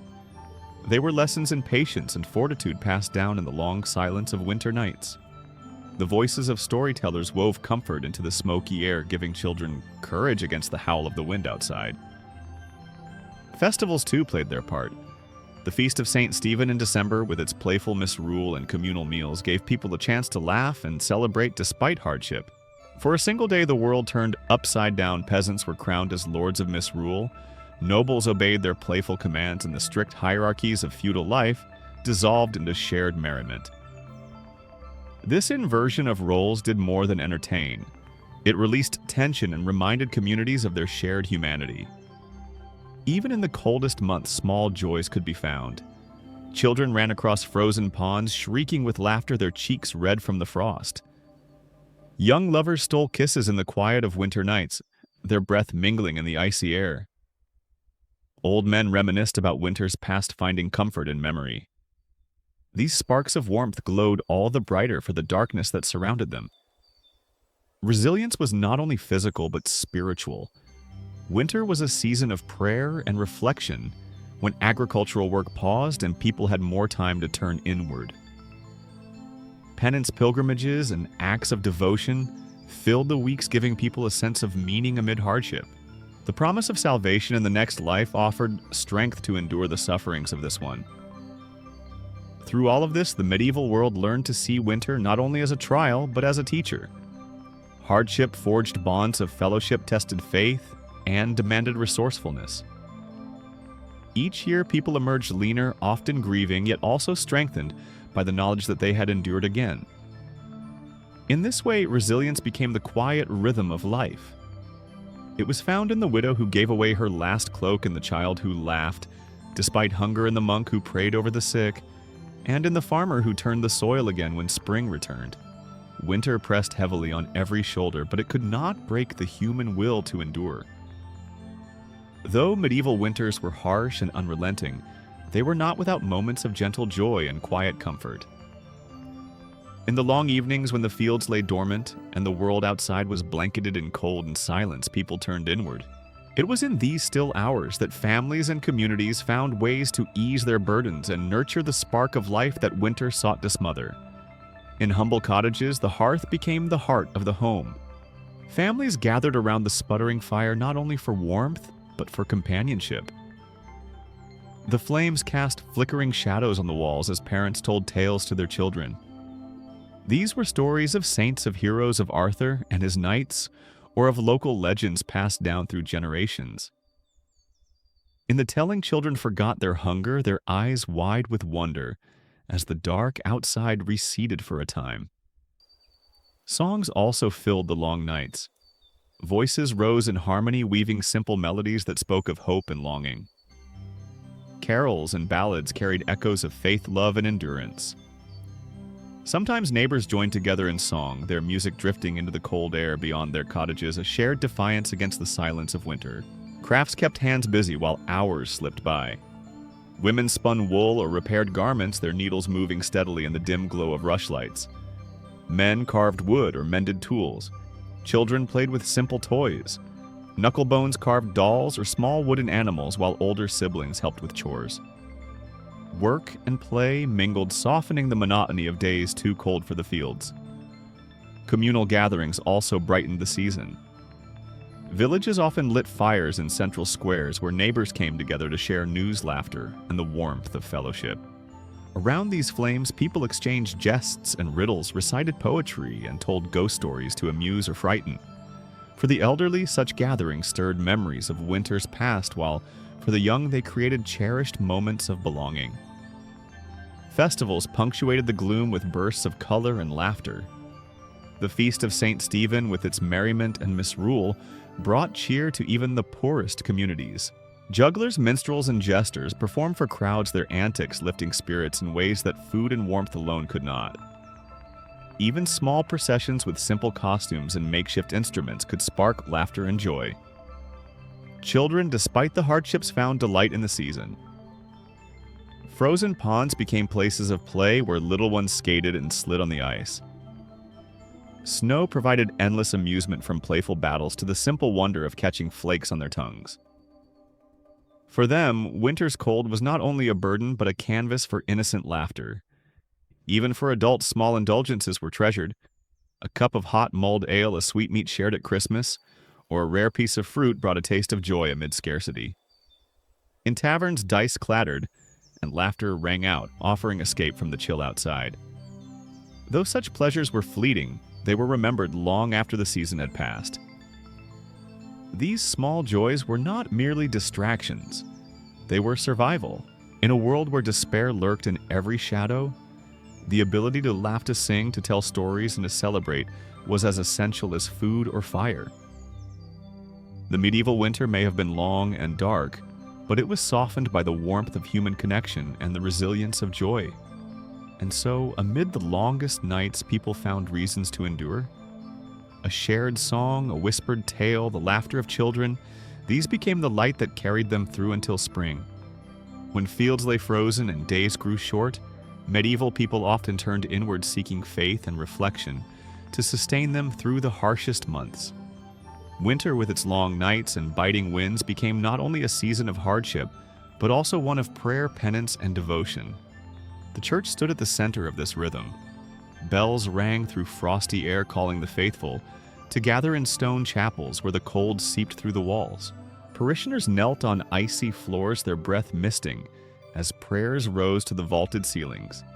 Candles flickered weakly, casting golden halos against the gloom, a symbol of divine light piercing winter's darkness. For many, the season's hardships deepened their sense of humility and dependence on God. Scarcity of food, illness, and cold were seen as trials to be endured with patience. Priests urged their flocks to view suffering as a path toward salvation, reminding them that Christ himself endured hunger and pain. Winter thus became a time of spiritual testing, a crucible for the soul as much as for the body. The church calendar gave meaning to these dark months. Advent and Christmas marked not only feasting but sacred anticipation. The Feast of St. Stephen carried lessons of charity and humility, while Epiphany signaled the revelation of divine hope. Each holy day broke the monotony of hardship, weaving faith into the very fabric of survival. Pilgrimages, too, were undertaken in winter despite the dangers. To walk miles through snow and wind, to visit a holy shrine was seen as an act of profound devotion. Such journeys often tested pilgrims to their limits, yet many believed the hardship itself heightened the value of their sacrifice. A blistered foot or frost-bitten hand became an offering, proof of sincerity before God. Within homes, prayer was constant. Families gathered around smoky hearths to recite psalms or the rosary, their voices mingling with the crackle of the fire. Mothers whispered blessings over their children, asking for protection against sickness. Fathers prayed for strength to provide through the lean months. Even children were taught to offer small prayers of gratitude for meager meals and brief moments of warmth. Winter also inspired acts of charity. The 7 corporal works of mercy, feeding the hungry, giving drink to the thirsty, sheltering the homeless, clothing the naked, visiting prisoners, comforting the sick, and burying the dead, were emphasized most strongly during these months. A loaf of bread given to a starving neighbor, a cloak draped over a beggar's shoulders, or a coin placed in a poor box carried weight far beyond its size. The long nights invited reflection. Monks wrote of winter vigils in cold cloisters, meditating on eternal truths while frost glittered on the stone around them. For the layperson, the quiet of winter evenings was filled with contemplation of mortality, of the fleeting nature of life, and of the promise of eternal spring beyond death. Such thoughts, though somber, brought a measure of comfort, reminding them that suffering was temporary and salvation everlasting. And so winter became both trial and teacher. Its hardships drew medieval people closer to their faith, shaping lives of humility, prayer, and compassion. In the cold silence of the season, they found not only endurance but also meaning, turning survival itself into a spiritual journey. Winter did not only bring hunger and sickness, it also brought a rise in crime and disorder. As the cold deepened and food supplies dwindled, desperation pushed many to acts they might never have considered in gentler months.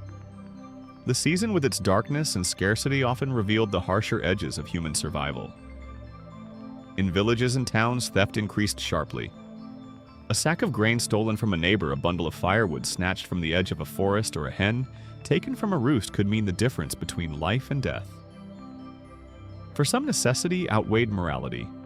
Chronicles tell of mothers caught stealing bread to feed their children, or peasants breaking into barns to gather fuel for their freezing families. Such acts were crimes in the eyes of the law, yet they were also stories of desperation. Violence, too, rose during the winter months. Families crowded into small, smoky spaces for weeks on end. Tempers flared, arguments escalated, and brawls sometimes turned deadly. taverns bustling with men seeking warmth and ale became hotbeds of dice games, drunken quarrels, and sudden fights. What began as a jest or a jibe could quickly lead to bloodshed on the frozen streets. The justice system struggled to keep pace. Courts often delayed trials until spring when travel became easier and witnesses could gather. In the meantime, accused men and women languished in cold, overcrowded jails, their punishment suspended but their suffering very real. When justice was finally served, it was often harsh. A thief might be flogged, fined beyond his means, or even executed for repeat offenses. Authorities sought to make examples of winter crimes, hoping fear would keep others in line. Yet the season's pressures were difficult to contain. Hunger gnawed at communities, fraying the bonds of fellowship. Neighbors who once shared resources sometimes turned against one another when survival was at stake. Reports of bandits and outlaws also grew more frequent as dispossessed men roamed the countryside, preying on travelers along icy roads. At the same time, there were acts of mercy that stood in stark contrast to winter's lawlessness. Chronicles recall villagers who petitioned lords or priests to show leniency for crimes committed in times of famine. Some communities chose to turn a blind eye to petty theft, recognizing the desperation that drove it. In this way, crime and compassion coexisted, reflecting the complicated reality of life under winter's strain. Winter crime was not only about survival, it was also a reflection of fear. The darkness of the season, the endless nights and the howling winds created an atmosphere ripe for suspicion. Rumors spread easily, blaming strangers or marginalized groups for thefts, fires, or sickness. Innocent people sometimes paid the price, caught up in the search for scapegoats during times of stress. And yet, even as crime rose, most people endured without turning to violence or theft. The majority held fast to community ties, sharing what they could and waiting patiently for spring. The rise of winter crime serves as a reminder not only of human weakness, but also of the immense pressures faced during those long, dark months.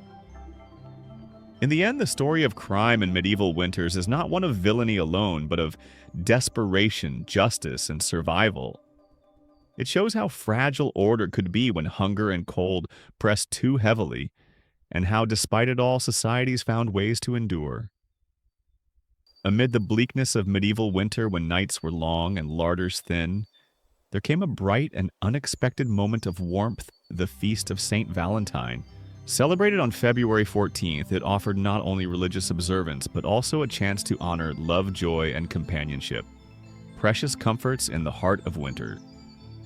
The origins of the feast lay in Christian devotion, but like many traditions, it carried echoes of older customs. What had once been a pagan rite of fertility became, over time, a celebration of affection and courtship. By the Middle Ages, St. Valentine's Day was firmly woven into the social and cultural fabric, bringing tenderness and playfulness to an otherwise somber season. One of the most cherished customs was the drawing of names. Young men and women gathered each slip of parchment bearing a name placed in a bowl. By chance, a lady and a lad were paired, bound to one another as Valentine's sweethearts for the coming year. What began as a lighthearted game often blossomed into flirtations, courtships, and sometimes marriages. The simple act of pairing carried a promise of affection and companionship that lightened the weight of winter. Tokens of love were exchanged as well. Handwritten verses, simple though they might be, became prized treasures. Flowers, even rare in winter, were given as symbols of devotion. Sweetmeats and spiced confections, when available, offered a taste of indulgence that broke the monotony of daily fare. These gestures, however small, brought delight to both giver and receiver, kindling warmth in the coldest season. Literature too celebrated Valentine's Day. Poets composed lines that praised the virtues of their chosen sweethearts, likening them to blossoms that defied the frost or stars that shone in the long night sky. Songs of love filled great halls and humble cottages alike, reminding all who heard them that even in winter the fires of affection burned brightly. For nobles and courtiers, Valentine's Day was a time of elaborate display. Banquets were held, with decorated tables, music, and dancing. Courtiers exchanged finely wrought gifts, rings, brooches, or embroidered scarves to demonstrate devotion. These exchanges often carried political as well as romantic weight, forging alliances and strengthening bonds between families. For peasants, the day was humbler but no less meaningful. A boy might carve a small wooden charm for a girl, or a girl might weave a ribbon for her sweetheart. Their laughter shared in snowy lanes or around smoky hearths was no less true than the vows spoken in castles. For a brief time, winter's hardships faded, replaced by the gentle joy of companionship. The Feast of Saint Valentine thus became more than a celebration of love. It was a symbol of resilience, a reminder that warmth could be found even in the coldest season. It allowed people to look beyond hunger and hardship to delight in affection and the promise of new life. In the medieval imagination, Valentine's Day was not merely a pause in winter's hardships. It was proof that joy and tenderness could survive even the darkest nights. In that sense, it was as essential as bread or fire, for it nourished the heart, as surely as food nourished the body. After months of darkness and bitter cold, medieval people watched eagerly for the earliest signs of spring. These small changes in the world around them carried immense weight, for they meant not only relief from suffering, but also the promise of life renewed. The first hints were subtle. Days grew longer by a matter of minutes, yet those minutes brought hope. Farmers and shepherds noted the sun's path, its light lingering a little later each evening. What might pass unnoticed in our modern lives was for them a profound signal that winter's reign was slowly loosening. The land itself began to shift. Snow that had lain thick and unyielding softened into slush, and ice on rivers cracked with the sound of breaking glass. Meltwater trickled into fields, darkening the soil that had been sealed for so long. People rejoiced at the sight of mud, for it meant the earth was waking. Signs of life returned in plants. Snowdrops and crocuses, fragile and pale, pushed their way through the thawing ground. Their blossoms were small but miraculous proof that death and dormancy were not the final word. Children brought these flowers home in triumph, holding them as tokens of hope. To see color again after months of gray and white was to glimpse the future. Livestock also showed the change. Cows, thin and weary, began to produce more milk. Sheep grew restless, pawing at the softening earth, as if sensing pasture near at hand. Newborn lambs bleating weakly were carried into cottages to be kept warm by the fire. Their presence filled homes with both noise and joy, a living sign that the cycle of life continued. For people, spring meant more than comfort, it meant survival. Food stores were dangerously low by late winter, but the first shoots of edible greens offered vital nourishment. Nettles, wild garlic, and tender herbs were gathered eagerly, their freshness a welcome change from salted meats and stale bread. The taste of these first foods was sharper and sweeter for the hunger that preceded them. Festivals marked the season's turning. Plow Monday, held after Epiphany in January, symbolized the beginning of agricultural labor. Villagers paraded plows through fields, decorated with ribbons and greenery, and blessed them in ceremonies that mixed practical hope with spiritual devotion. This ritual proclaimed that winter would yield, that the soil would once again provide. The psychological impact of spring's signs was profound. After endless nights of cold and fear, even the smallest changes seemed like miracles. A grandmother might whisper to her grandchildren that the green shoots promised better days ahead. A farmer, lifting his eyes to the pale sky, might give thanks that he had endured another winter. For medieval folk, the first signs of spring were not merely seasonal, they were sacred. They represented the triumph of life over death, of hope over despair. Each bud, each stream of meltwater, each extra minute of daylight was a reminder that hardship was temporary and renewal eternal. And so, when the first signs appeared, hearts lifted. Faces once weary with hunger and cold softened into smiles. The cruel hand of winter loosened its grip, and the people of the Middle Ages stepped forward, ready to sow, to build, and to live again. As winter's grip slowly loosened, one of the most important markers of renewal arrived: Plow Monday. This tradition, falling on the first Monday after Epiphany, signaled the beginning of the agricultural year. For medieval communities, it was not merely a ritual, but a declaration of hope, a promise that life and work would resume after months of bitter dormancy. The day began with ceremony. Plows that had lain idle through the frozen months were brought out polished and sometimes decorated with greenery or ribbons. Priests offered blessings asking God to grant fertile soil and abundant harvests. The first furrows cut into thawing fields were not only practical, but symbolic, binding the community and shared faith that the earth would yield again. Villagers participated with enthusiasm. Men paraded through muddy lanes, faces sometimes blackened with soot for luck-singing songs that mingled reverence with humor. Children followed, laughing and chasing their voices, carrying across the cold air. Women prepared food and ale to sustain the workers, their contributions as vital as the turning of the soil. The day became both work and celebration, a blending of labor and joy. The plow itself held deep significance. It was a tool of survival, linking human effort with the cycles of nature. To see it dragged once more across the fields was to witness the return of life. Each groove in the dark earth seemed to promise that hunger would be eased, that green shoots would soon push their way skyward. Farmers knew the risks late frosts could still destroy crops, but the ritual gave courage to begin again. Plow Monday was also a communal event. Villagers shared in the costs of preparing the plow, and young men went from door to door collecting offerings of food coins or ale. These contributions ensured that all had a part in the season's renewal, binding rich and poor in common purpose. In this way, the day was both practical and symbolic. The community worked together for survival, just as it had endured winter together. The atmosphere of Plow Monday was one of cautious celebration. Dances were sometimes held in village squares, and musicians played lively tunes to accompany the procession. Ale flowed freely, warming cold bodies and lifting weary spirits. After months of silence and struggle, laughter and song returned echoing across thawing fields. Religious devotion was never far from these festivities. In churches, prayers were offered for rain in proper measure, for sun to warm the crops, and for protection against famine. The sanctity of labor was emphasized, reminding peasants and lords alike that working the soil was both necessity and divine calling. The rhythm of the plow cutting earth was as much a prayer as any spoken aloud. For the medieval world, Plow Monday marked more than the start of farming.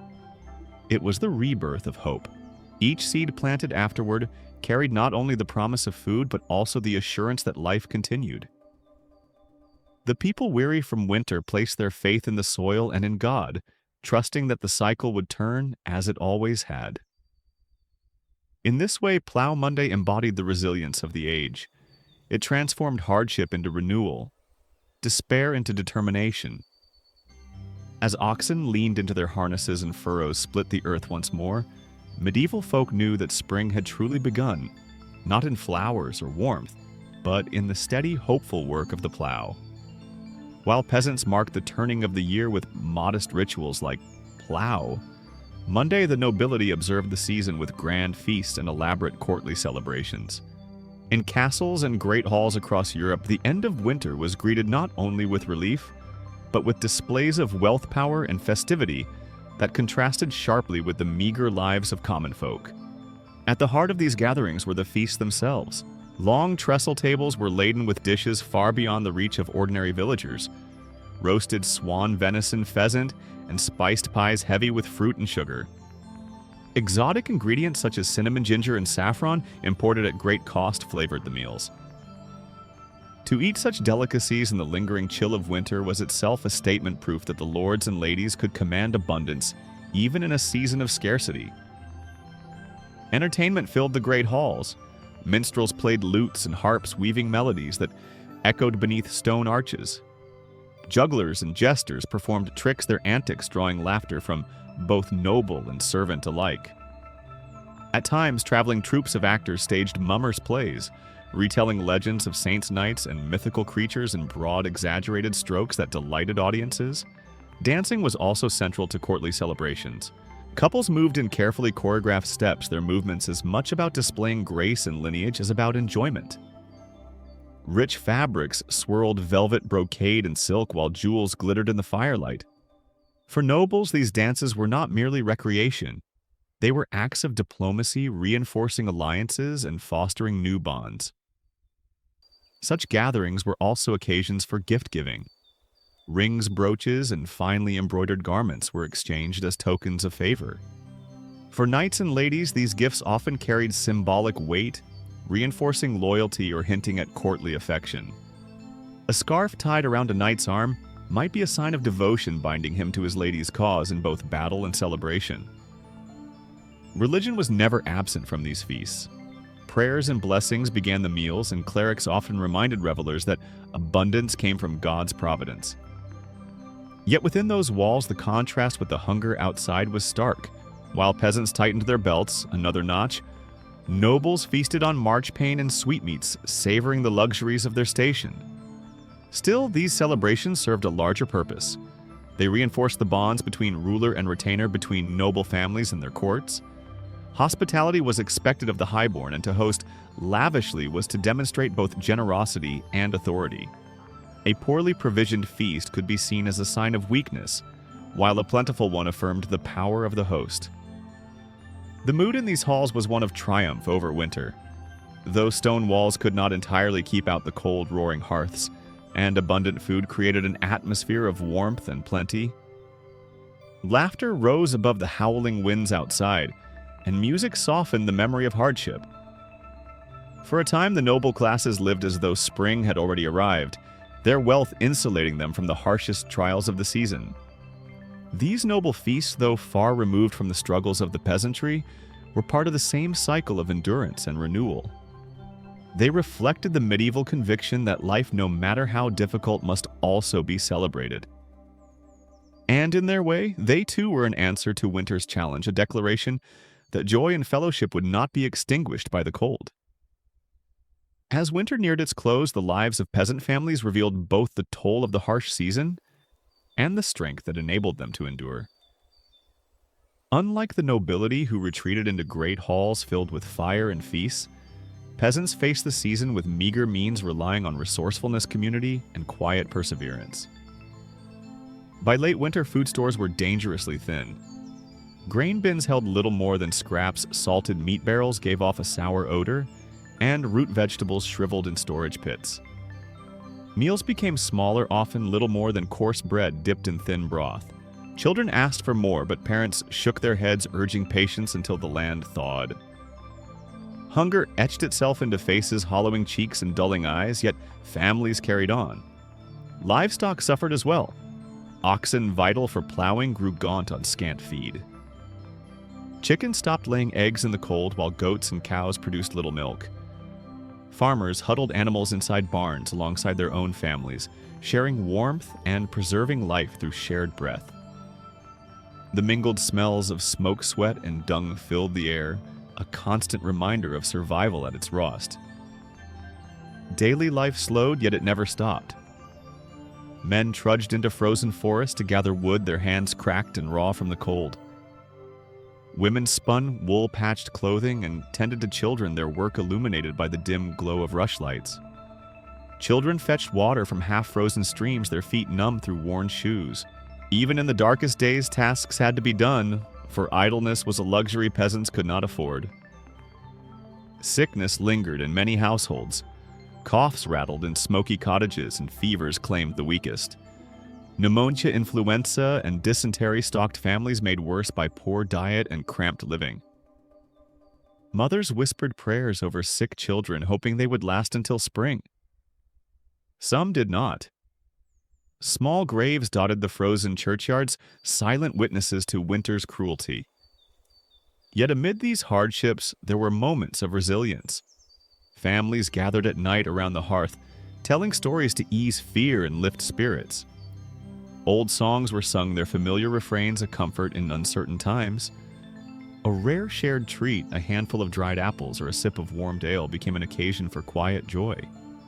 Even laughter could be found bubbling up in children's games played on icy lanes or frozen ponds. Community support remained essential. Villagers shared what they could, offering spare logs or a bowl of stew to neighbors worse off. Elders recalled winters past, reminding younger generations that hardship always yielded to spring. These stories bound communities together, giving hope that they too would endure. The approach of spring brought anticipation. Families longed to open their shutters to fresh air, to send animals back to pasture, to see fields ready for planting once more. The first signs of green shoots filled them with relief, for it meant food and life would return. Peasant families worn thin but unbroken looked forward to sowing seeds, not just for crops, but for the renewal of their lives. At winter's end, the endurance of peasant families stood as a testament to human resilience. Their survival was not born of abundance, but of perseverance, cooperation, and faith. Each spring, they stepped into a new year leaner and marked by loss, but grateful to have endured. Their quiet strength formed the foundation of medieval society, sustaining not only themselves, but the very rhythm of life across the land. As the medieval winter loosened its icy grip, what remained most striking was not only the hardship endured, but the unyielding resilience of the people who faced it year after year. From the poorest peasants huddled in smoky hovels to nobles shivering in drafty castles, winter was an adversary shared by all. Yet through hunger, sickness, cold, and loss, the human spirit refused to yield. To survive winter was in itself an achievement. Each season brought trials that tested the body and soul, thin food supplies, the gnaw of illness, and the bone-deep chill of unheated rooms. Yet even in the harshest years, communities found ways to endure. Neighbors shared their last scraps with those weaker. Families clung together not only for warmth, but for comfort. Small acts of kindness, an extra log for a widow's fire, a cloak given to a beggar, a loaf shared in secret, became lifelines of hope. Faith played a central role. Churches filled with prayers whispered pleas for survival and thanksgivings for even the smallest mercies. Holy days and feasts broke the monotony of hardship, reminding people that joy and renewal were possible. The cycle of the church mirrored the cycle of the seasons. Advent anticipation, Christmas joy, and Epiphany's promise gave structure to the long months of trial. Cultural traditions also offered strength. The Feast of St. Stephen Plough. Monday and Valentine's Day brought laughter, companionship, and rituals that lifted weary spirits. Even a single day of misrule or a song sung in midwinter could ease the burden of scarcity and cold. These customs carried more than entertainment.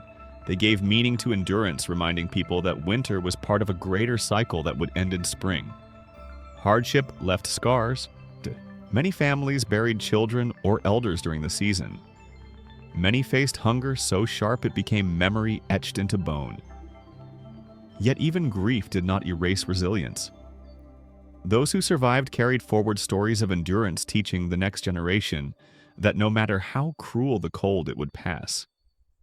When spring finally came, it was more than a change in weather. It was a rebirth of hope.